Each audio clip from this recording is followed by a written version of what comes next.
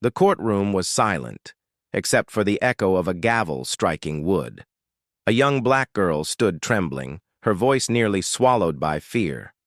Across from her, the judge, a man known for his strictness and cold authority, looked down with thinly veiled contempt. Every word he spoke dripped with humiliation, every smirk cut deeper than any sentence could. But no one in that room knew what was coming next. When she finally spoke, her words would not just silence the courtroom, they would expose a truth no one was ready to face. If stories like this move your heart, it means you care about truth, dignity, and equality. Subscribe to Racism, Untold Stories, where every video reveals the hidden battles against discrimination and reminds us that one voice can spark change. Do not just watch, be part of the awareness. The morning light crept through the narrow window of a small apartment, casting pale gold across a chipped kitchen table. On that table sat a bowl of instant oats, cold and untouched. Beside it, a girl no older than 12 sat quietly tying the same pair of frayed shoelaces she had worn for 3 years. Her name was Amira Jackson.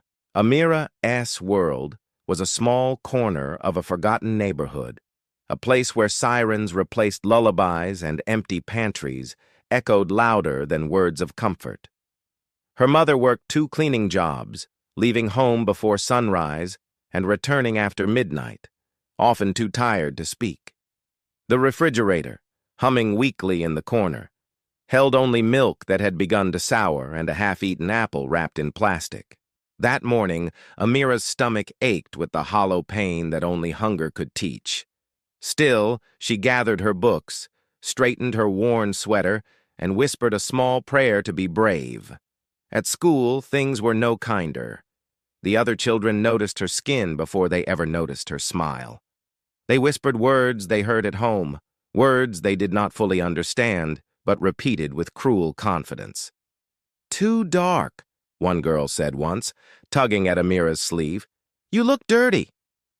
The teacher, who heard but pretended not to, simply asked everyone to focus on their reading. For Amira, survival meant silence. She learned early that quietness could protect her from laughter, that lowering her head could make her invisible. But invisibility came with a price.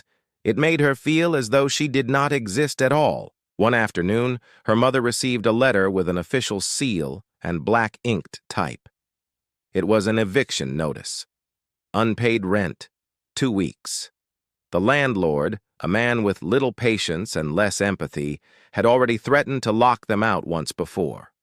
That night, her mother cried softly in the kitchen while Amira pretended to sleep. But a child's ears always listen, especially when the sound is fear. 2 days later, while her mother was cleaning offices downtown, Amira made a decision. She walked into a grocery store with an empty stomach and a single thought. She needed food, not for herself but for her mother, who had not eaten in 2 days. She stood in front of the bread aisle, hands trembling, eyes darting between the shelves and the door. She whispered an apology to God, then slipped a loaf of bread into her backpack. She almost made it. The manager stopped her before she reached the exit. His voice was sharp and public. The word thief hung heavy in the air. Customers turned to look. Some frowned, some whispered, some smirked. One woman muttered under her breath, "Typical." The police arrived within minutes. They did not ask questions. They did not look at the size of the bread or the hunger in her eyes. They saw only her skin, her clothes, her trembling silence. They saw what they expected to see. Her mother was called from work, her voice breaking over the phone as she begged them to let her daughter go. But the system was not made to listen to voices like hers. By the end of that day, a court date was set. The courtroom was colder than the grocery store had been. Its marble floors reflected a kind of emptiness that seemed to swallow warmth. Amira sat beside her mother at a wooden table too large for her small frame. Across the room, the judge entered, a tall man with silver hair and an expression carved from stone. His name was Judge Raymond Cole. Cole was known for his strictness, his disdain for what he called excuses, and his unwavering belief that discipline could fix anything. But beneath that image was something darker, a quiet prejudice that shaped his every judgment. To him, Amira was not a child who had stolen out of desperation. She was a reflection of everything he believed was wrong with those people. He adjusted his glasses, glanced down at her file, and smirked faintly. "Bread," he said, his tone laced with mockery. "You risked your future for a loaf of bread?" His words echoed across the courtroom. Laughter rippled from one corner, quickly silenced by the gavel's strike. Amira's mother tried to speak, but her voice cracked. She explained her long work hours, her exhaustion, their hunger. She apologized again and again, but the judge's expression remained unchanged, hard, unmoved. The prosecutor read out the charges mechanically, as though they were nothing more than lines in a script. The public defender assigned to Amira spoke softly, nervously, almost apologetically.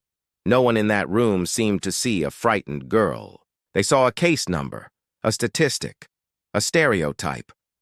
Amira sat with her hands folded tightly in her lap. Her stomach growled so loudly she thought the whole courtroom might hear. Her lips were dry, her throat tight. She wished she could disappear into the wood of the bench. But then she remembered her mother's tears. She remembered the nights of going to bed hungry. She remembered every whisper, every insult, every time someone had looked at her and decided who she was without ever asking. Something shifted inside her. The judge leaned forward. "Do you have anything to say for yourself, young lady?" His voice was almost amused, as though he were inviting her to embarrass herself further. Amira looked up for the first time. Her eyes were dark, steady, unblinking. The courtroom waited. In that moment, she was no longer the invisible girl. She was the quiet before a storm. Her mother whispered her name, pleading for silence, but it was too late. The truth was already forming in Amira's mind, simple, pure, and devastating. And when she finally spoke, every head in that courtroom would lift, every breath would stop. But before that moment came, before those words changed everything, there was only the unbearable stillness of judgment.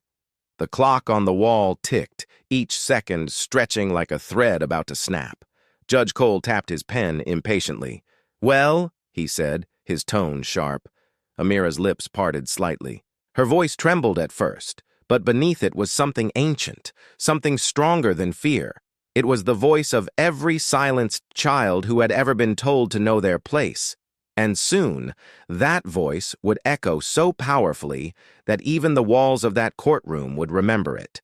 The courtroom seemed to shrink around Amira as she stood, her thin frame dwarfed by the walls that had witnessed years of judgment and power.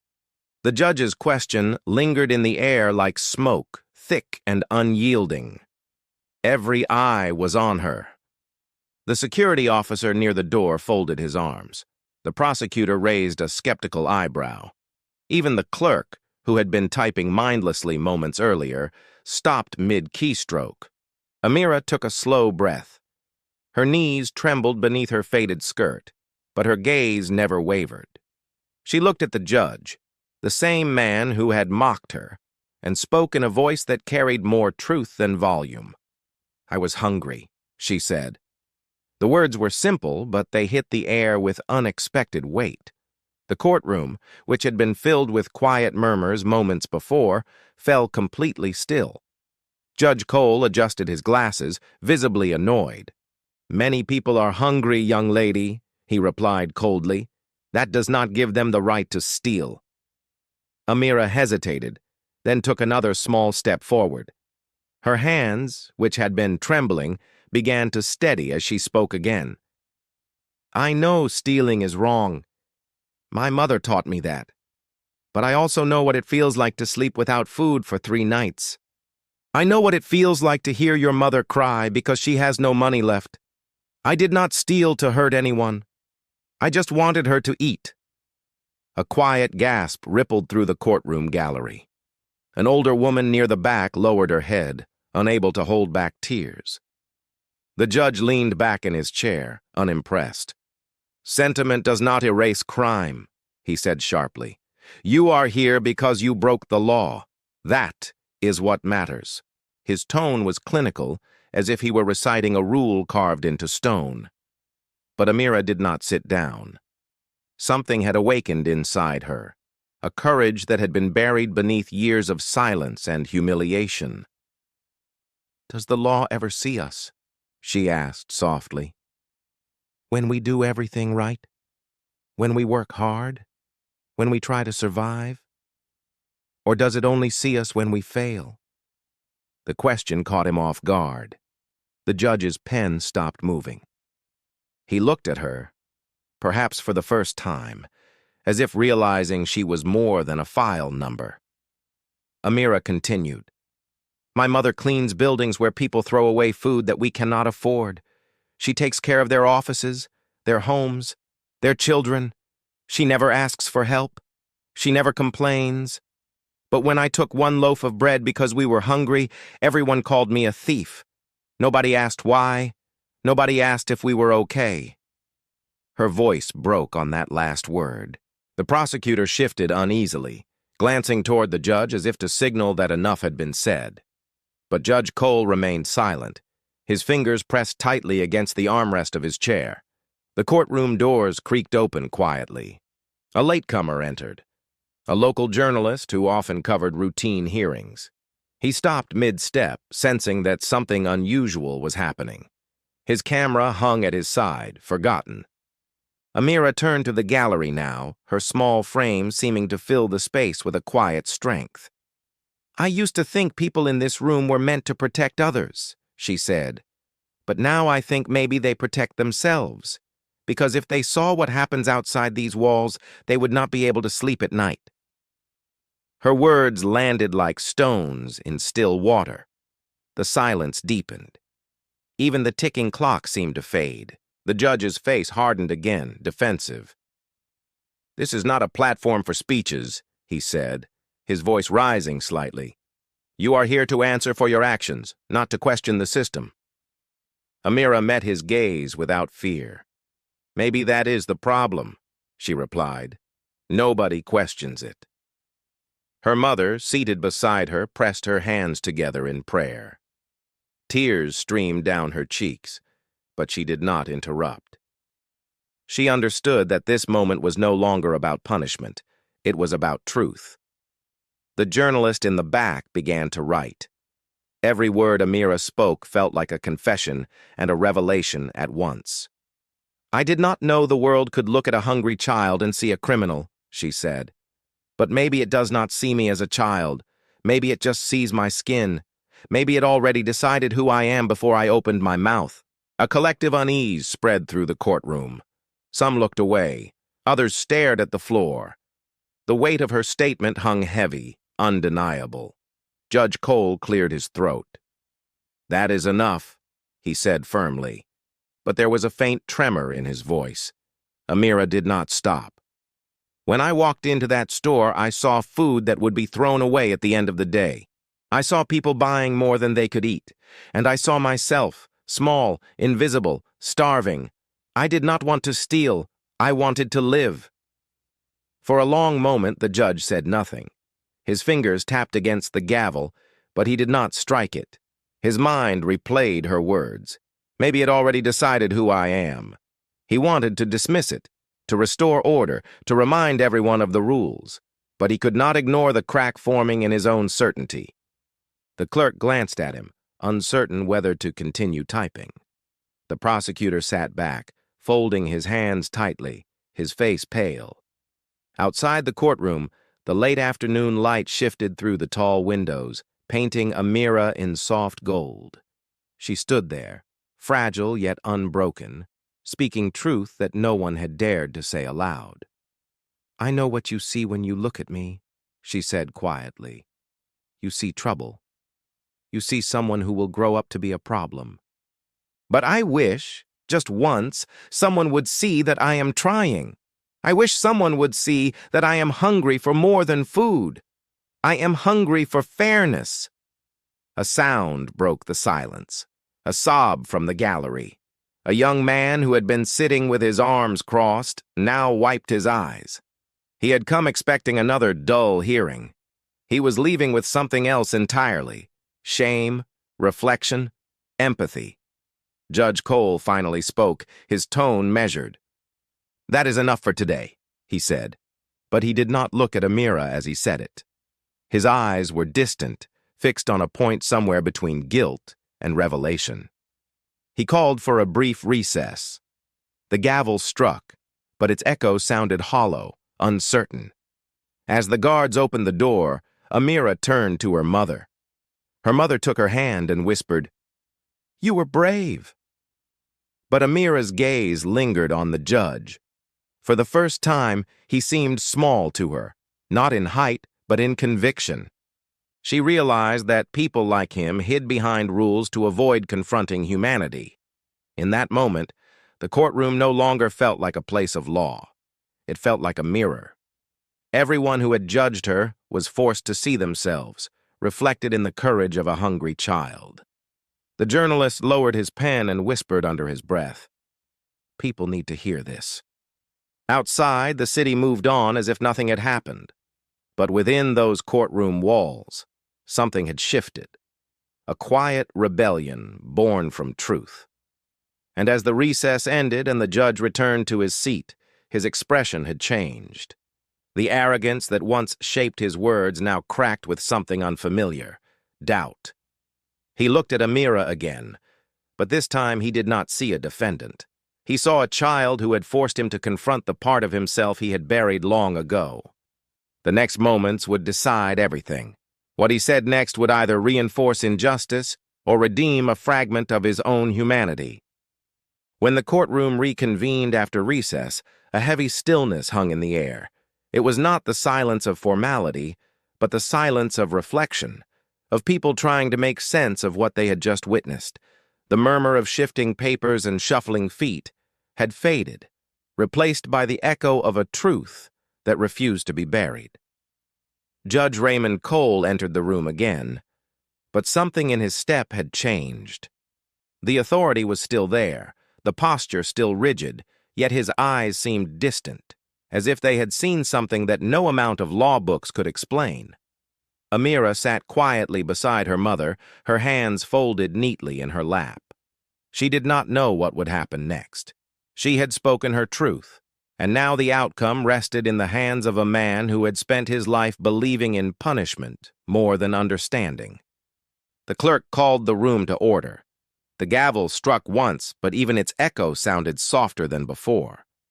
Judge Cole looked down at his notes, but the words on the page blurred together. He saw the details: petty theft, minor, age 12, but his mind no longer saw a case. It saw a child, a hungry child, a voice that had pierced through decades of his certainty. He remembered his own childhood for the first time in years, the days when his father's anger filled their home, the sound of his mother crying behind closed doors. He remembered the night he promised himself he would become strong enough that no one could ever hurt him again. Somewhere along the way, that promise had hardened into something cruel. He looked at Amira again. She sat straight-backed, eyes calm but tired. Her presence unsettled him. It was not defiance. It was truth, unpolished and undeniable. The prosecutor cleared his throat.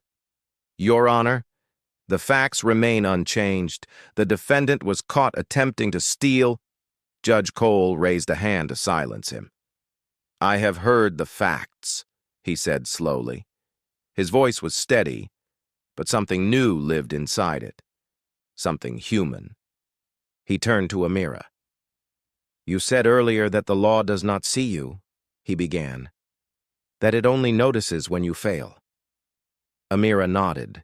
He took a deep breath, his gaze sweeping across the courtroom. "For many years I believed that justice was blind. I believed that my duty was to uphold the law exactly as it is written. But today, I have been reminded that justice without compassion is not justice at all." A ripple moved through the room. The journalist leaned forward, pen frozen above his notepad. The spectators sat straighter. Even the bailiff, who had seen countless hearings, felt a knot tighten in his chest. Judge Cole continued, his voice heavier with each word. I have spent my career deciding who deserves mercy and who does not. But perhaps the truth is that mercy should not be mine to give. It should belong to everyone who has been overlooked, unheard, unseen. He paused, his hands gripping the edge of his bench. When I looked at this child, I did not see a person. I saw a category. I saw what I was conditioned to see, and in doing so, I failed my oath, and I failed this court. The room remained silent. No one dared to breathe too loudly. He turned to the prosecutor. This case is dismissed. Gasps filled the air, sharp and startled. The prosecutor's mouth opened, but no words came out. The clerk hesitated, unsure whether she had heard correctly. Judge Cole continued, his voice firm but no longer cold.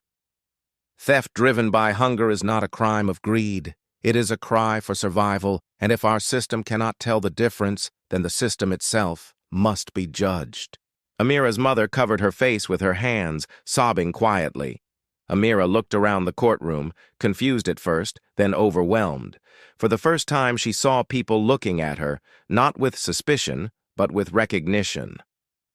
Judge Cole leaned back in his chair, his eyes glistening under the courtroom light. Miss Jackson, he said, addressing Amira directly, I cannot erase what happened today. I cannot undo the humiliation you have felt, but I can promise you this. Your words will not be forgotten.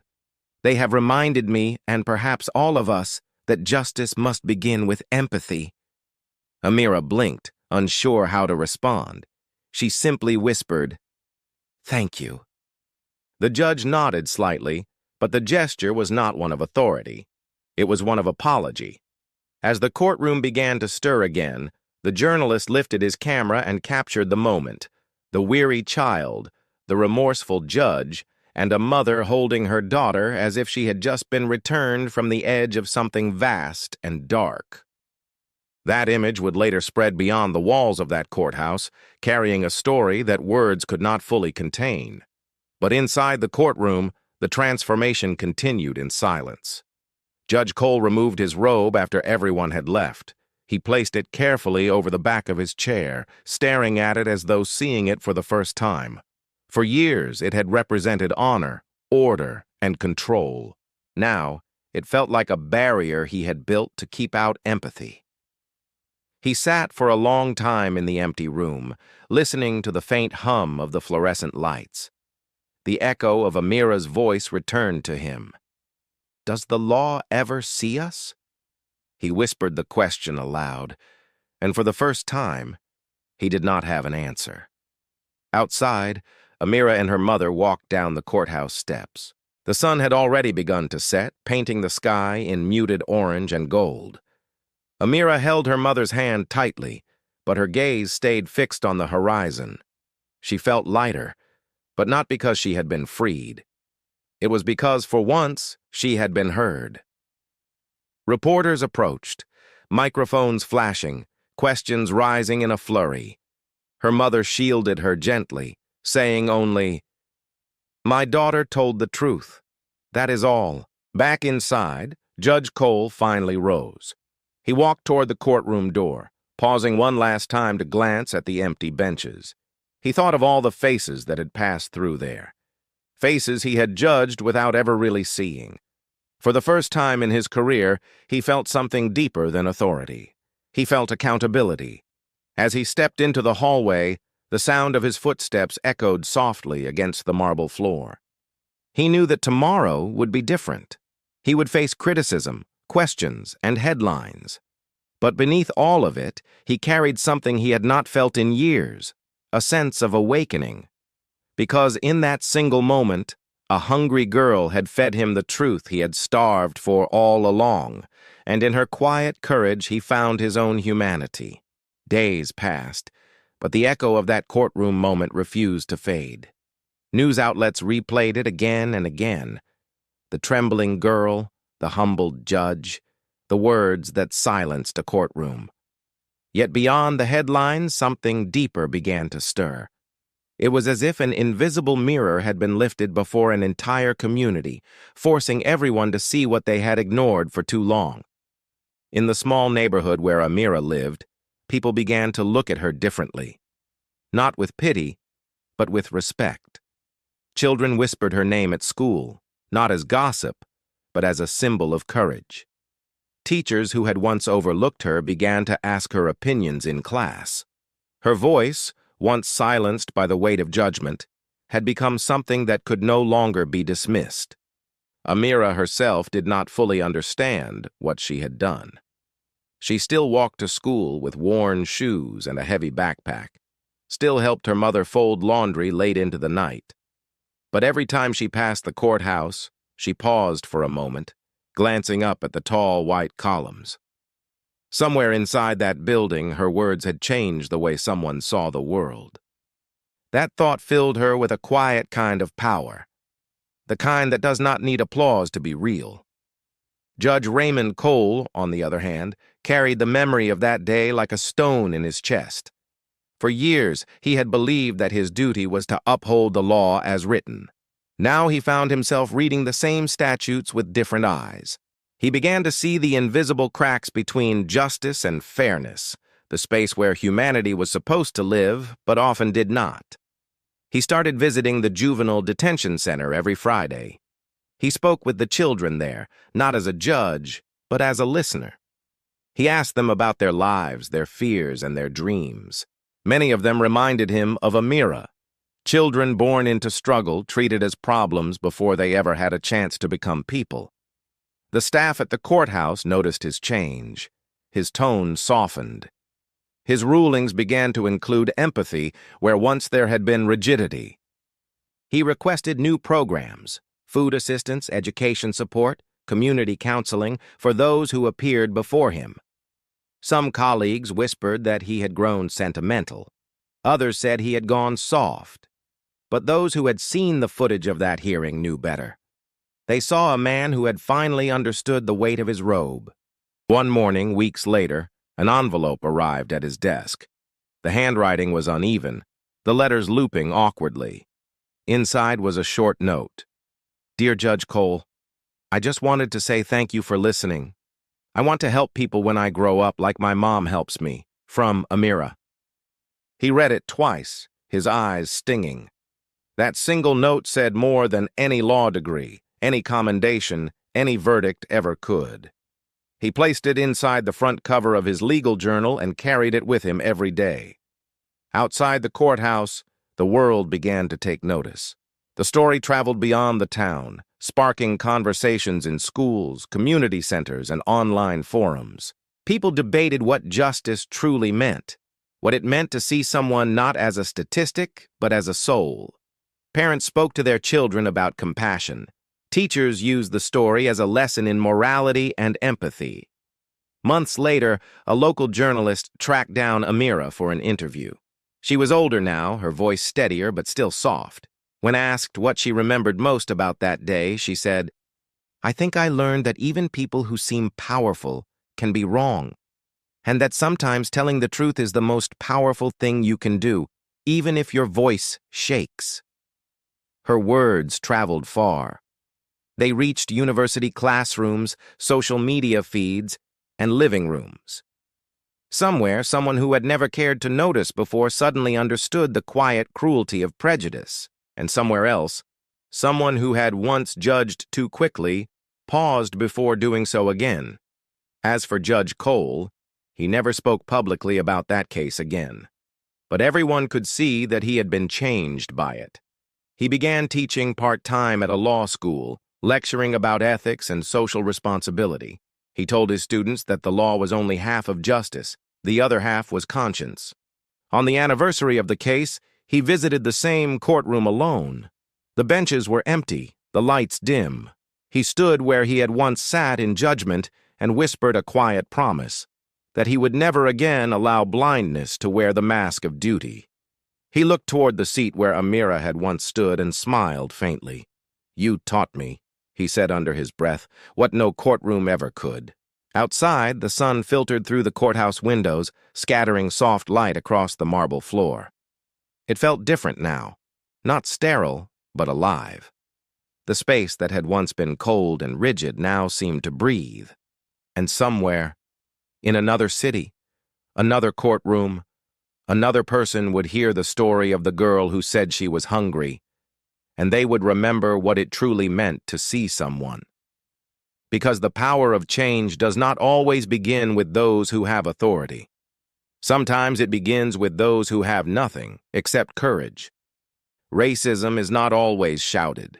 Sometimes it hides in silence, in quick judgments, in the quiet ways we fail to see one another. But when one voice dares to speak truth, even the walls built by ignorance begin to crack. This story reminds us that justice without empathy is hollow, and that real change begins when we choose to see before we decide. Every act of courage, no matter how small, has the power to awaken humanity in others. If this story touched your heart, if you believe that awareness is the first step toward justice, then take a stand with us. Subscribe to Racism Untold Stories. Every story on this channel unveils the hidden pain, the unseen prejudice, and the unheard courage of those who rise against discrimination. Do not just watch the story, be part of the change, because when we share the truth, silence loses its power.